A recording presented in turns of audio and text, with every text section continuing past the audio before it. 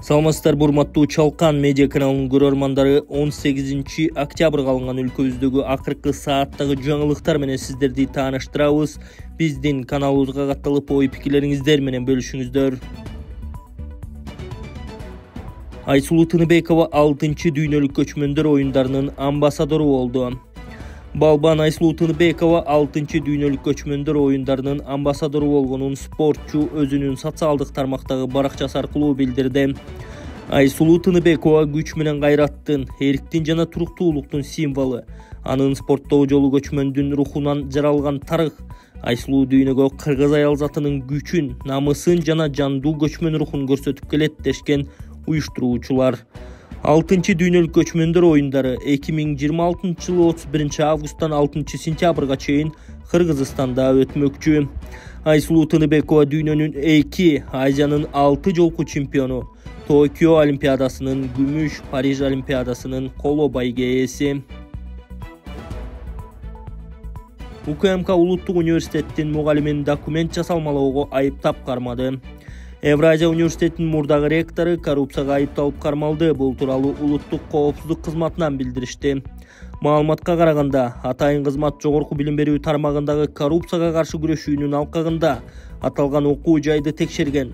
Натыйжада мугалимдер сабактарга жана экзамендерге катышпаган студенттерге баа коюп, документтерди бурмалоого катышканы аныкталган. Текшерүүнүн жүрүшүндө 19 окутуучу мыйзам бузууга аралашканы такталып, алардын 4-өө кармалган. Кармалгандардын арасында жогорку окуу жайдын мурдагы ректору, учурда Жусуп Баласагын атындагы Кыргыз Улуттук университетинде иштеген СМА дагы бар деп айтылат маалыматта. Шектүү 1 айга убактылуу кармоочу жайга киргизилгени кошумчаланды. Москвада жашап, иштеп жүрүп жыйган мүлктөрүңүздү сүрсүтпөй, батирден батирге көчкөндө төгүп чачып жоготпой, айлыңызга бат-бат жиберип туруңуз. Бул үчүн 12 жылдан бери Москвадан Кыргызстанга жүк ташуу менен алектенген Зайырбек Маматкаримов аттуу туруктуу ишкерди сунуштайбыз. Зайырбектин машиналары мыкты, кызматкерлери жооптуу, кампалары кенен, жүктү үйүңүздөн алат. Ар бир 7 облусубузга чейин барат. Ар бир аманаттын амандыгына кепилдик берет. Кызмат акысы буюмуңуздун көлөмүнө жараша 500 рубльдан башталат. Байланыш номерлары +7 926 788 70 70 +7 929 624 63 64. Жетөгүздө 2 айылдын улакчылары мушташып, 34 жаштагы жигит каза болду. Жетөгүздө көкбөрү оюну учурунда Саруу жана Тилекмат айылдарынын улакчылары чырдаша кетип, мушташтан 34 жаштагы жигит каза болду. Бул тууралуу облустук милициянын маалымат кызматы кабарлады. Ага ылайык милицияга 24 жаштагы ДИ аттуу бала арыз менен кайрылып, анда Саруунун тургундары Тилекматтык 2 жигитти оюн учурунда себепсиз уруп, денесине залал келтиришкенин айткан. Бул учурда Тилекмат айылынын 34 жаштагы тургуну жаракатынан эсине келбей көз жумган. Аталган фактылар боюнча ден соолукка оор жаракат келтирүү боюнча 1 кылмыш иши, андан тышкары 3 кишиге карата этиятсыздыктан адамдын өлүмүнө алып келүү беренеси боюнча иш козголуп, 2 айга камакка алынганы кошумчаланды. Бүткүл Россиялык наука 0+ илим фестивалында Аскар Акаев лекция окуду. 2025 жылдын 11 октябрында Ломоносов атындагы Москва мамлекеттик университетинин негизги китепканасында өткөн Бүткүл Россиялык илим фестивали наука 0+ алкагында туңгуч президент, белгилүү окумуштуу дүйнөлүк илим аренасындагы аброю бийик профессор Аскар Акаев ачык лекция окуп, адамзат келечеги тууралуу терең ой жараткан баяндамасын сунуштады. Лекциянын темасы дүйнө сингулярдуулук доорунун босогосунда бул адамзаттын өнүгүшүнө кандай таасир этет деп аталып, залды толтурган студенттерди илимий чөйрөнүн өкүлдөрүн жана келечектин тагдырына кайдыгер карабаган ар бир адамды ойго салган. Физика, математика илимдеринин доктору, Кыргызстандын Улуттук илимдер академиясынын академиги, Россиянын илимдер академиясынын чет элдик мүчөсү Аскар Акаев дүйнөлүк масштабтагы глобалдык процесстерди, технологиянын өнүгүү мыйзам ченемдүүлүктөрүн терең изилдеп келаткан көрүнүктүү окумуштуулардын бири. Өзүнүн баяндамасында профессор Акаев адамзат тарыхы жаңы буга чейин болуп көрбөгөн бурулуш алдында турганын белгиледи. Анын илимий болжолуна караганда жакынкы 2027-2029 жылдар аралыгында дүйнө бир эле мезгилде 3 сингулярдуулук, демографиялык, технологиялык жана макроэволюциялык өзгөрүүлөргө туш болот. Акаевдин айтымында бул 3 процесстин убакыты боюнча дал келиши адам деңгээлиндеги жасалма интеллекттин жаралышына туура келип жатат. Демек, адамзат өзүнүн тарыхындагы эң жооптуу жана чечүүчү учурга чын сингулярдуулук дооруна кадам таштоодо. Профессордун пикиринде бул доор адамдын аң сезими менен илимий акылынын жаңы формаларын талап кылат.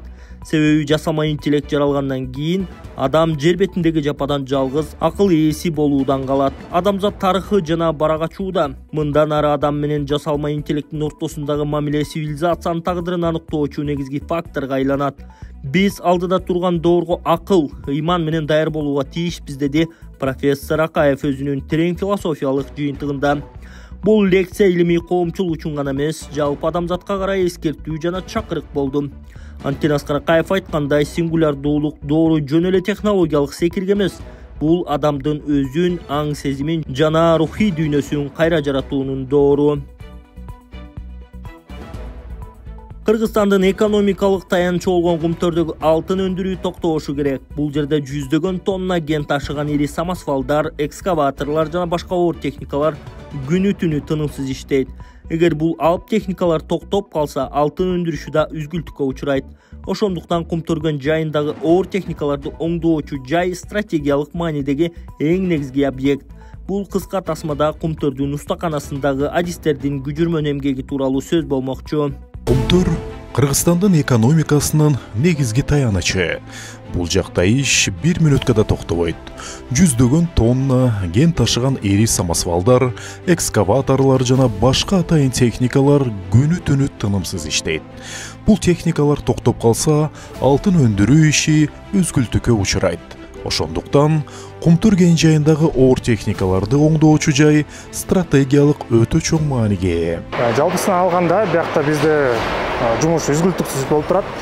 4 смен күнү түнү жалпысын алганда ар бир сменде 300гө жакын адам эмгектенет. Кызматкерлер арасында кыскача мегашоп деп аталган бул оор техникаларды оңдоочу жайдын масштабы чынында суктанаарлык. 4,5 мың чарчы метр аянттагы бул устакана бир учурда 14 оор техниканы оңдоп түзөөдөн өткөрүүгө ылайыкталган. Жакында эле Кумтөр кен жайына келген айтылуу Hitachi компаниясынын вице-президенти Эйдзи Фукуниши бүтүндөй Борбор Азия аймагынан мындай ири устакананы биринчи ирет көрүп жатканын жашырган жок.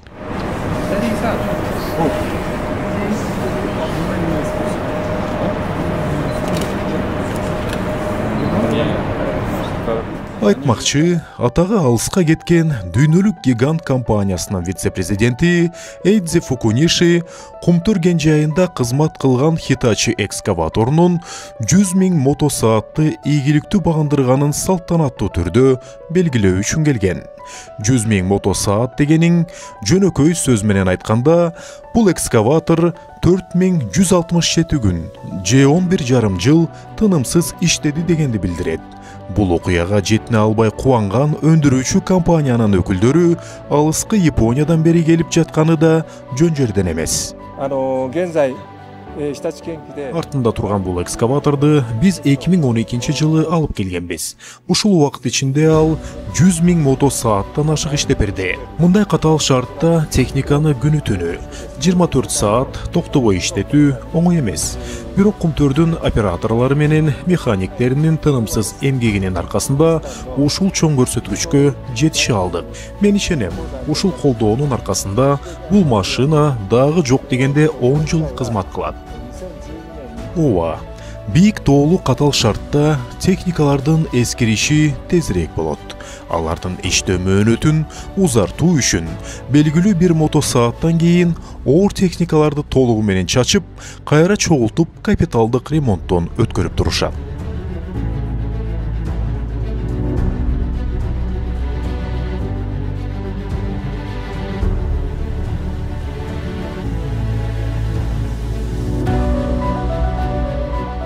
Чынында оор техникаларды оңдоочу жайдагылар өз кесибинин мыкты чеберлери.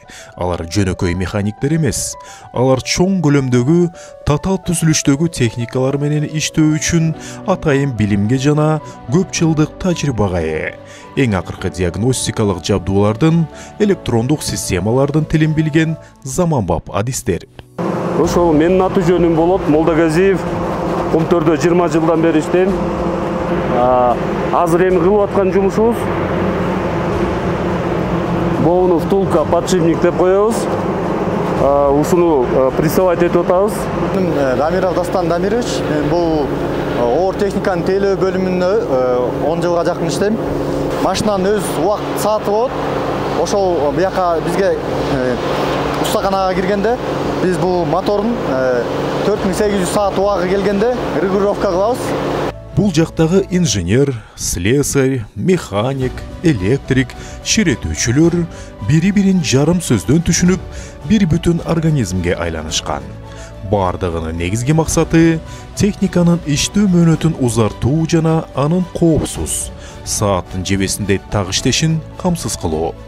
Ар бир тетик дыкат текшерилип, оңдоо иштери эң жогорку сапатта жүргүзүлөт. Себеби бул жердеги ар бир ката кенттин бүтүндөй ишине таасирин тийгизиши мүмкүн. Ушул арканда турган эжекебизге жардам керек экен. Колуңуздардан келишинче жардам кылып ушул видеороликти максималдуу түрдө таратып кетиңиздер. Ушу 1,5 жылдан бери ушундай акыбалда жатат экен туугандар. Алланын ыраазычылыгы үчүн колуңуздардан келген жардамды берип кетиңиздер. Эже, бул качандан бери ушинтип башталган негизи? 2022'den beri tutum kakşa olup, kurt jegендей olup, çok jegендей olup kakşa olup tebede. 2022-23 вообще olmaya kaldım da. Aksap bas. Ondan keyin 2024 törögönden keyin töreylekleri basmaya kaldım da вообще. Narona, yerona, kıskası falan dedi. Apresa yolunu jarıp beni kap geldim de. Ondan apresa oldum 2024 Ağustos'ta. Bu yıl 1 yıl oldu da. Neni kalaysan uşun? Hem şu alıp olamışsınız. Basıp geçişim gerekmiş. Onların geleceğini. Ondan yola düşünmek öyle. Allah'ım şu şifa versin Ece'ye. Şifa veriyor tutayım. Ayağlık kişi olmasın geleceğim. Баткенде Кыргыз-Тажик чек арасындагы зым тосмону кесип өткөндөр кармалды. Баткенде Кыргыз-Тажик чек арасындагы зым тосмону кесип өтүп, мал ташыгандар кармалды. Бул тууралуу УКМК билдирди. Маалыматка караганда Транс-Чек аралык кылмыштуу топ Тажикстанга мыйзамсыз жүк өткөрүү каналын уюштурган.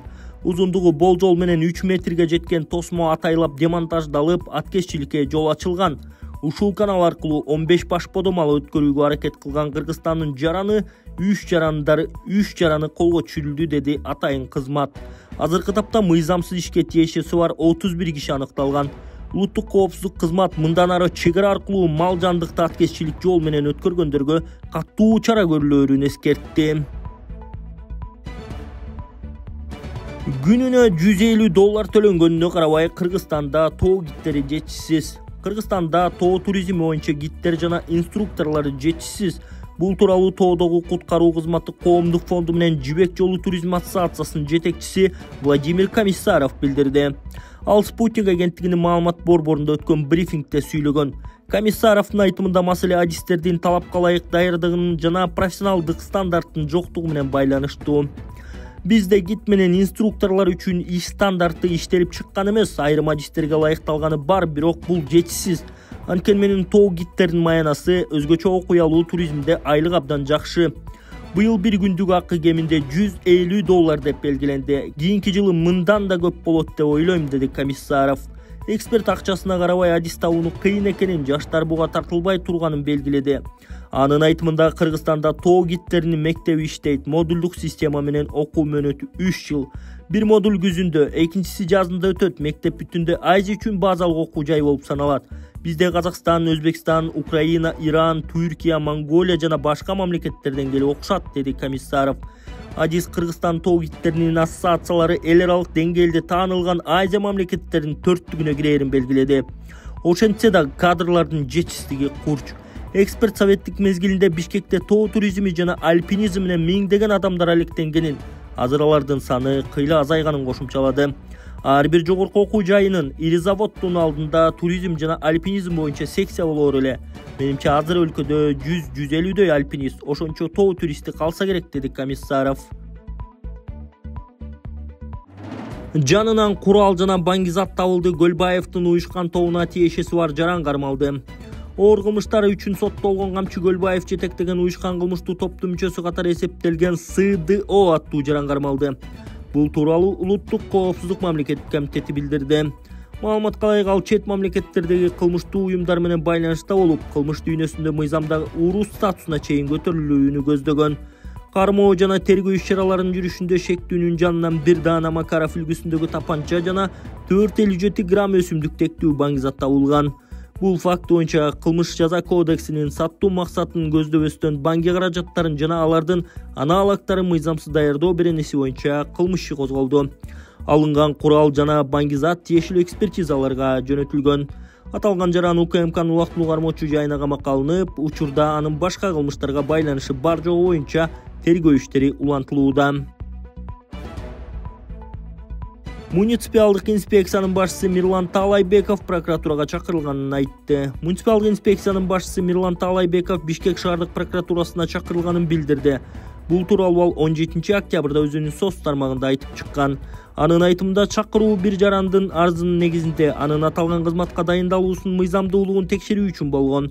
Көптөрү ким тууралуу сөз болуп жатканын түшүнөт деп ойлойм. Эмненин негизинде Бишкек шаардык муниципалдык инспекциясынын башчысы болуп иштеп жатканымды текшерүүлери келишти. Инспекция 1,5 жылдай убакыттан бери иштеп келе жатат, бирок буга чейин эч ким текшерген эмес. Биз мыйзам чегинде иштей баштагандан, баарына тиешелүү протоколдорду толтура баштагандан жана айрым жогорку кызматтагыларга баш ийүү токтотулгандан кийин мындай кадамдар башталды деп билдирди ал. Мындан тышкары Таалайбеков аталган жаран анын апасынын иштеген ишинин мыйзамдуулугун текшерүүнү чечкенин айтты. Анын айтымында апасы балдар үйүндө иштейт. Бул кызмат мэриянын карамагындагы кызмат экенин түшүнөм. Балким ушул себептен текшерүүнү чечишкендир. Бирок эгер мындай иштер мындан ары да уланса, биз дагы тиешелүү чараларды көрүүгө мажбур болобуз. Айтылгандай, эгер мушташуудан качууга мүмкүн болбосо, биринчи сокку уруу керек деп билдирди ал. Манас аэропортуна каттаган экспресс маршрут эми түнкүсүндө жүрөт. Бишкек мэриясынын маалыматына караганда, Асанбай Кичи районунан Манас эл аралык аэропортуна каттаган номер 153 экспресс автобус эми түнкүсүндө жүргүнчүлөрдү ташыйт. Түнкү каттамдар төмөнкү убактарда жүрөт: 12:00, 3:00, 05:00. Жол акысы 140 сом, ал эми накталуу эмес төлөмдөр 122 сом болот.